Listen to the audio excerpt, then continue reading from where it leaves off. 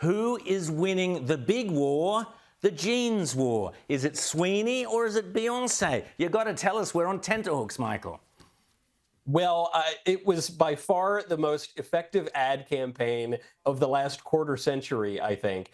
Sydney Sweeney did a great job with it. American Eagle did a great job with it. But I think the great beneficiaries are really all of us, because this ad campaign was highly calculated. You know, those American Eagle executives are in there crunching the numbers saying, look, woke is dead. And if we just present a normal ad, an ad that would have been considered, I don't know, kind of liberal in the 1990s, that is going to be enough in a culture that's gone so crazy with wokeness to send our stock price up 10% in one day, $200 million in market cap. It keeps going up and up and up. There have been a lot of signs, certainly starting last November when Trump won the popular vote. But I think this is the final nail in the coffin.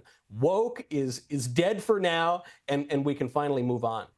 Fantastic. But what will we talk about, Michael? I mean, I love your show, the Michael Knowles Show. You've got to listen to that. Australians have got to tune into that because it's fantastic. One of the things you've said and repeatedly said, Michael, is that we will never know more about Jeffrey Epstein than what we already know. Now, this week, we've had Bill and Hillary Clinton have been subpoenaed in a congressional committee investigating the crimes of Jeffrey Epstein. So I've got to ask you, is this because maybe Bill can offer some, be there as a classified as an expert in, sexually abusing young women, for example? Maybe he can offer some tips that the committee aren't aware of. But give us your thoughts on the Clintons and Jeffrey Epstein.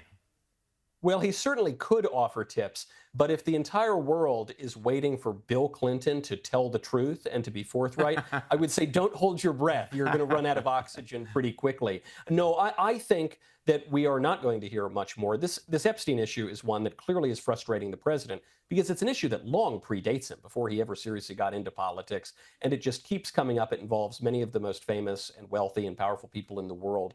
But my take on this has always been, either Epstein is exactly who the government says he is, in which case we've already learned everything we're going to learn, or he's what other people suspect he is, a super spy working with at least one, maybe multiple governments in a clandestine way, in which case you've heard everything you're going to hear. But at this point, given that there's been a lot of secrecy around the Epstein case for, 20 years at this point, I don't think we're going to get much more out of it. So we can keep poking and prodding, but thus far, the Epstein case has been pretty tight-lipped.